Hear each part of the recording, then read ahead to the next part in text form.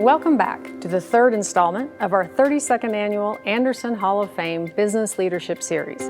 Once again, I'm Mitzi Montoya, Dean of the UNM Anderson School of Management. I cannot thank you enough for joining us for the first two installments of this series, as we featured outstanding alumni, donors, and scholarship recipients, and highlighted what makes Anderson so special and vital to all of us. Your support of Anderson and your contributions to our scholarship fund help to strengthen and fortify our entire UNM community. So today, as we celebrate our third Hall of Fame inductee for 2021, we also celebrate you, our impressive and generous Anderson family. Thank you once again for joining us, and please enjoy the show. Hello again. I'm Crystal Collier, Senior Operations Manager. And in today's program, we will have the pleasure of hearing from two of the most influential supporters of the Hall of Fame. Doris Rhodes and Doug Brown were fundamental in the establishment and growth of this fabulous event. As we transition from the traditional banquet to the new Business Leadership Series, we want to be sure to remember the origins, intentions, and successes over the last 32 years. To all of our supporters, past, present, and future, thank you for helping us tell our story.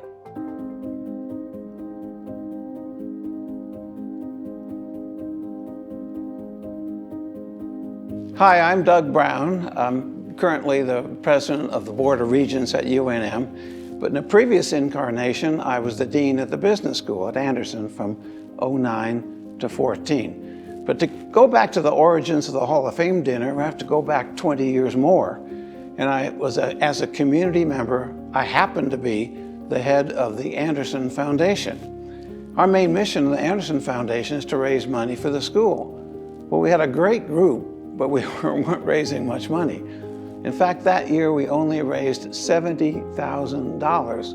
Well, the glaring deficiency was we didn't have a development officer. We didn't have any staff person. So we went to the dean. We said, okay, let's hire a staff person. They said, well, we don't have the budget. And then we came back, 5 of us, and we said, I had an intervention with the dean. We said, look, we are gonna have this person pay for themselves, and if they don't, we personally will make up the difference. So that's an offer you can't refuse, and they couldn't. So they hired, fortunately, a wonderfully energetic and talented person, Doris Rhodes, became our first fundraiser. Well, that year, our fundraising went from $70,000 to $600,000, and Anderson hasn't looked back since. Well, now with a qualified, capable staff person aboard, things like events now became possible.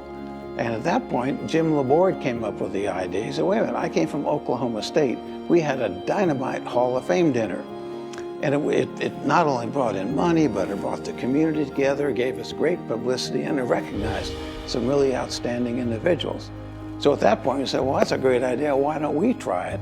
And we handed it off to Doris, and well, Doris can tell you the next chapter of the story. Doris Rhodes will indeed fill us in on the next chapter in a little while. But first, let us now introduce the third inductee of the 2021 Hall of Fame.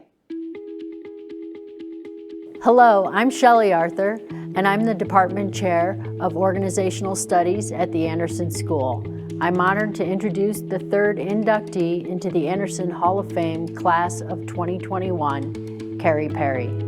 Carrie Perry earned her MBA in International Management and Marketing in Anderson's class of 1991, and she is also a former Anderson adjunct professor.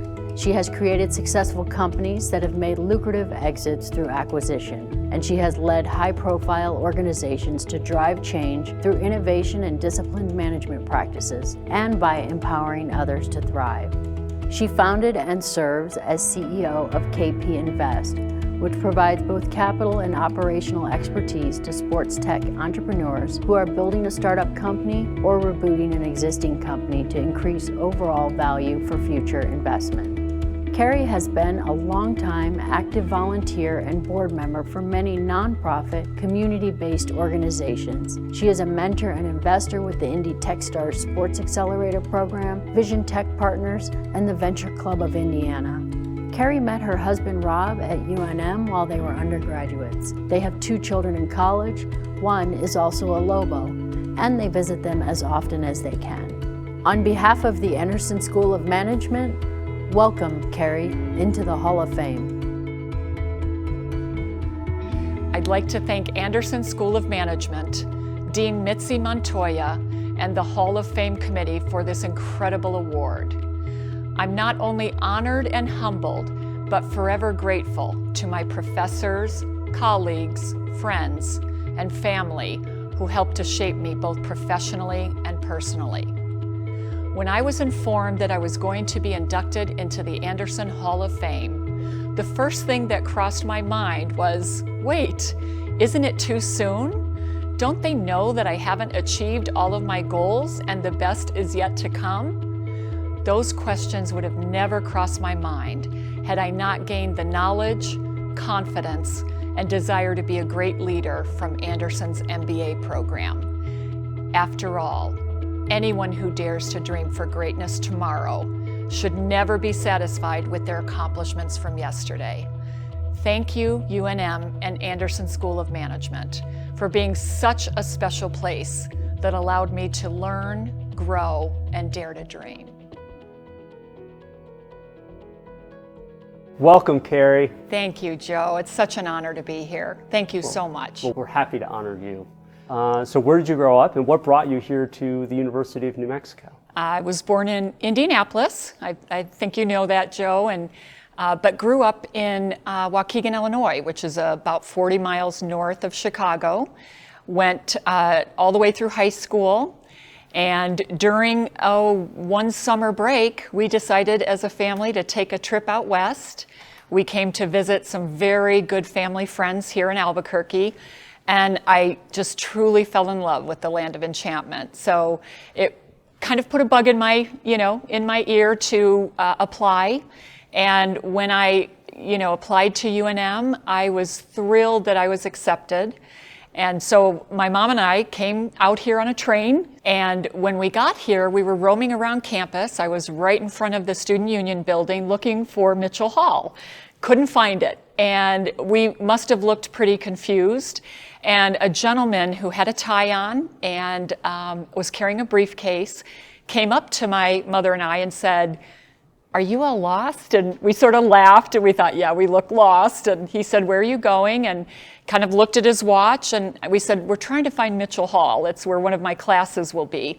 And so he not only took us there, but he asked us where else we wanted to go. And he took us to the Lobo bookstore and then also to Mesa Vista Hall. And, I remember Joe thinking, wow, I don't know who this gentleman is, but he seems pretty important. And so as he walked away and he started to carry his briefcase, I had no idea that he was the Vice President of Student Affairs, Swede Johnson.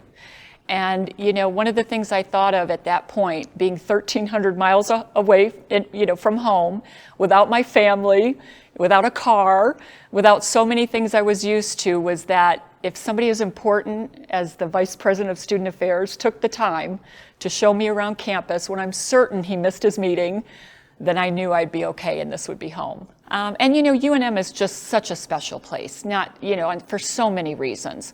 So my husband and I actually met at University of New Mexico. I tell people I was his teacher. He tells people I still am. But I was a TA and he was a student in my group. And he was just on his way to law school and I was just about to enter into the MBA world. And my son attends University of New Mexico as well. He's studying architecture, so thank you for bringing me in here so I could see my son again. And when my son made the decision to also come to UNM, I thought to myself, kind of back to that Swede Johnson moment, I felt like he'll find his home as well. He'll find that it's a special place. It's great. Well, let's talk a little bit about your career path, if we can. And so after graduation, you went right over to Pitney Bowes, is that right? And you had a tremendous career there, right? You really worked up the corporate ladder. It's interesting, Joe, in the MBA program, one of the things, as you know, that we do is we look at and study corporations that, really are setting a role model for other corporations in ways that are, pretty fascinating. And Pitney Bowes was one of those companies that we studied. And one of the attractions for me was really twofold, I should say. One is the culture of a large corporation. You know, when you're a corporation of 30,000 employees, you think, well, that's going to be very, not special, right? Like Anderson School, but almost to the point where you wonder what that's going to be like. Are you going to be another number? Or are people going to really care about you? And so when I decided that Pitney Bowes was one of the companies I wanted to work for, there were not any job openings. And so I remember just calling and also had a good friend of the family that worked for Pitney Bowes here in Albuquerque. And I thought, gosh, I really want to work for this company. So I just never gave up. And when I started with Pitney Bowes, the sort of the large division was the mailing division. But there weren't any openings. And my husband and I started our careers in Tampa, St. Pete area. And so I thought, okay, there's an opening in copier. I didn't even know they sold copiers, nor did I even know how to use a copier. So I thought, this will be a challenge. But again, I think it was that 9 months of learning how to be very successful in a very difficult career path, which was to sell copiers to different sorts of industry, different businesses, that kind of cut my teeth and really prepared me for the career that I had. And then after you left there, you started your own business and became an entrepreneur. I did. At that, and this was a very rewarding career that I had with Pitney Bowes. And I remember having this conversation with the CEO of Pitney Bowes, and he said, I can't believe you're doing it, but we know you'll do well. And so the industry is in collegiate sports, and you're very familiar with that, Joe. So I looked at the industry and I said, okay, they're in the industry with Learfield and IMG in the multimedia rights space. I said, wow, they're doing some great things, but I think there's a niche. That was exciting. So I started KP Sports. And it was my goal, knowing the leaders in the industry, it was my goal to, of course, give a rewarding career to all of my employees, and at some point get to the point where when we scaled, we were attractive to, in this case, Learfield.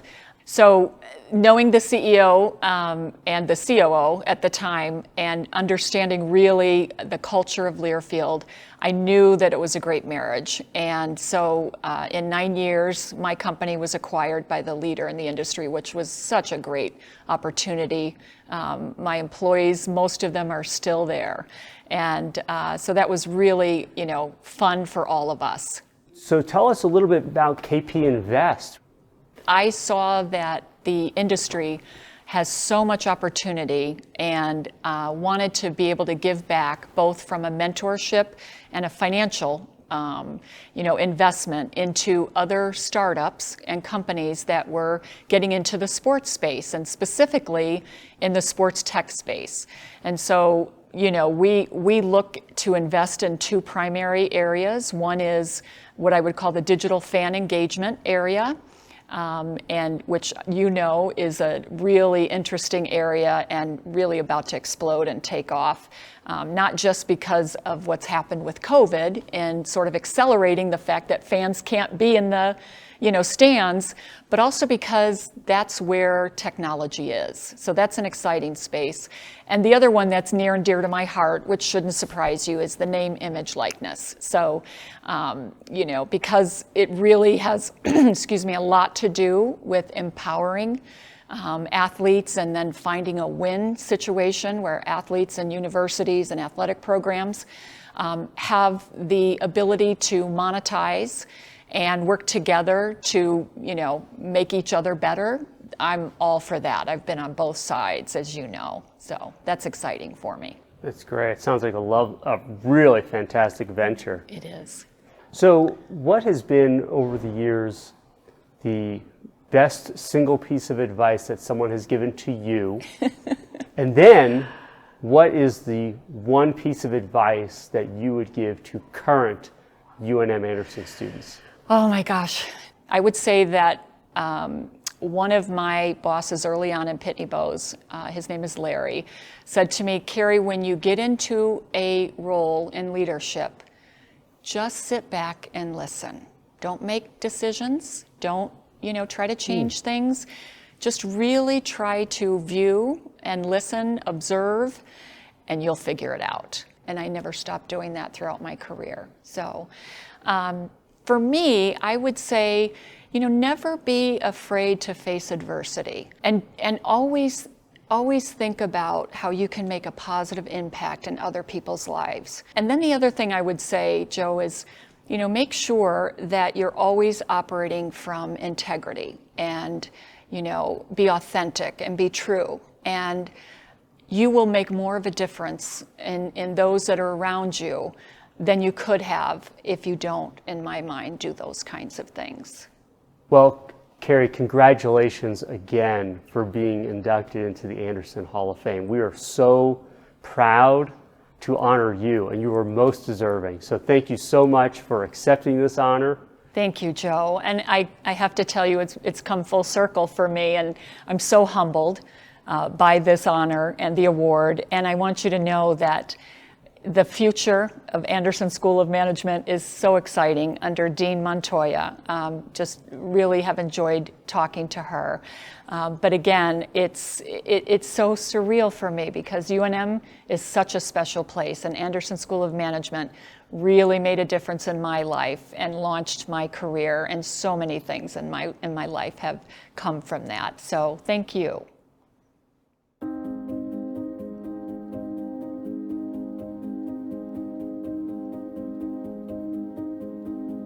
Hello, I'm Doris Rhodes, and I was the development director in 1990 when the Hall of Fame dinner began. The dinner was started by members of the school's foundation board to advance the profile and visibility of the Anderson Schools of Management and create stronger ties not only to alumni, but to the local and national business communities as well. Robert O. Anderson served as Master of Ceremonies for the hugely successful event for a number of years. The event opened the door for him to become more active with the school in other significant ways, including the establishment of the school's oil and gas conferences in the 1990s. Just as it is today, in 1990, student scholarships were a priority for the Hall of Fame. At the time, there were 3 JCPenney companies in the Albuquerque area: the retail store, the catalog operation, and the telemarketing company. The managers of the 3 JCPenney companies agreed to become the first underwriting sponsors of the Hall of Fame dinner, with a portion of the profits to establish a JCPenney scholarship at Anderson. Since its inception, the Hall of Fame has provided opportunities for students and alumni of the school. It is very satisfying to look back to the creation of the Hall of Fame and see that the goals of the event have not only been met, but have been exceeded.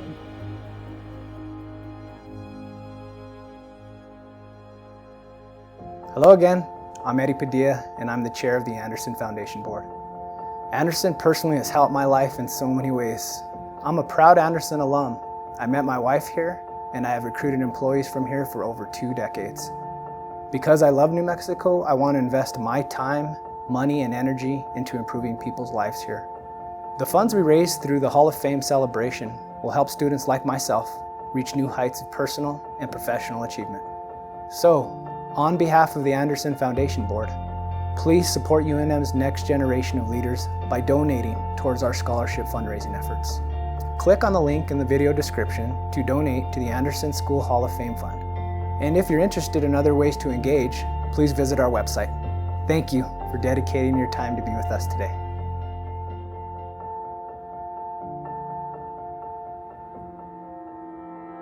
Hello, my name is Felicia Finston, and I'm an employee benefits and executive compensation attorney in Dallas, Texas. When I attended college, I was fortunate that my parents were able to fund my education. I realized that not everyone has similar financial resources to obtain an education, but my parents instilled in me the belief that all individuals, regardless of economics, should have this opportunity. So I established a scholarship fund at Anderson to pay forward the gifts my parents gave me. My father was a former dean and professor at Anderson, and it was especially important to him to help female students who did not have the financial or social support to pursue education. For this reason, I established the Howard V. Finston Memorial Scholarship Fund to provide financial assistance to female graduate students with economic challenges. Supporting Anderson is important to me because without Anderson, I would not have had the educational opportunities afforded to me and would not be engaged in a profession I love. Also, because UNM is the state's flagship university and Anderson is the go-to business school in the state, supporting Anderson is important from an institutional perspective. And it is extremely important to provide Anderson students with the tools and opportunities to pursue the careers of their choice. Please join me today in creating opportunities for current and future students.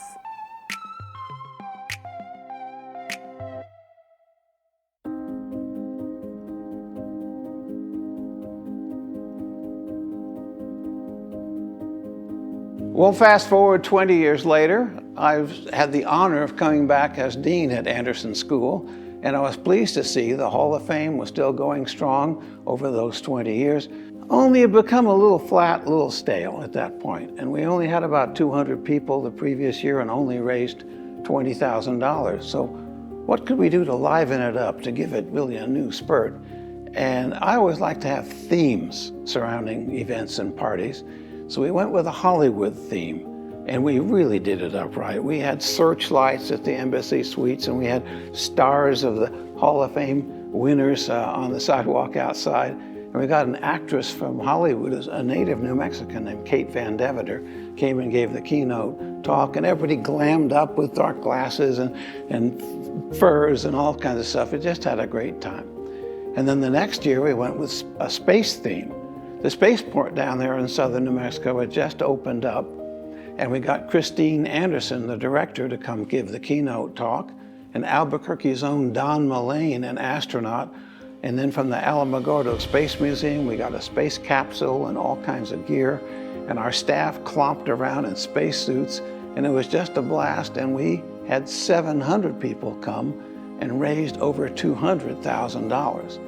And of course, then the wonderful people at Anderson have just taken it forward since. And I hope you can join me in celebrating our wonderful new inductees.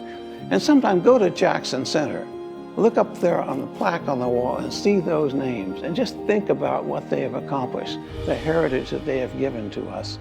And you'll be proud to be part of this Hall of Fame.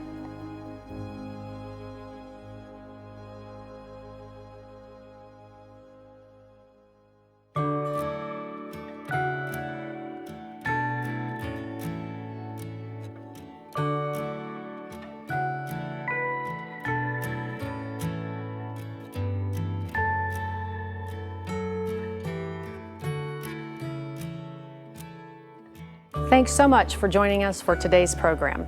As I've done previously in this series, I invite you to find out how you can give, serve, mentor, hire, connect, recruit, or advise to help Anderson. Your funds help us sustain Anderson's commitment to academic distinction by providing resources vital to maintaining state-of-the-art facilities, nationally recognized programs, and innovative academic opportunities for our students. Please also engage with us on social media and tell us what you think about this series and what Anderson means to you. The fourth installment of this series is just around the corner, so please join us on April 20th at 4:30 p.m. to celebrate the final member of this year's Anderson Hall of Fame class. Stay safe, and we'll see you then.